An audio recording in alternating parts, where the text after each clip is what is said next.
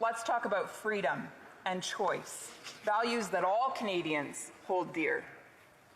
Right now, virtual codes known as algorithms are set up on the internet to show Canadians more content that they love. Personal choice is honored in this process. Bill C-11 will change that.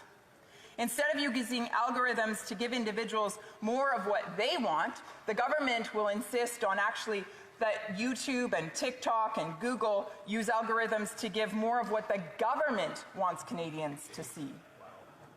It's incredibly dictatorial. It's dangerous. Jeanette Patel from YouTube explained, Bill C-11 could deeply hurt Canadian creators and viewers, in other words, all Canadians. For viewers who rely on us to serve them content that is relevant to their interests, artificially forcing an open platform like YouTube to recommend content based on government priorities would backfire. Matthew Hatfield from Open Media gave a great analogy.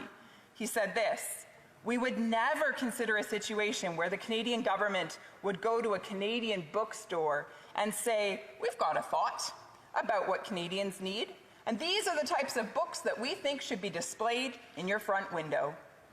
However, through the discoverability requirements we have in this legislation, that seems to be what we're doing. It's inappropriate, it's an overreach. If we're supporting Canadian content, it needs to be in ways that are respectful of and responsive to what people want. Let's be very clear. This bill is not about protecting culture. It's about giving the government more control over public discourse, the things that we can see, post, hear online. To have a government agency regulate the dissemination of information online puts Canada in step with places like North Korea, China, Iran, and Russia.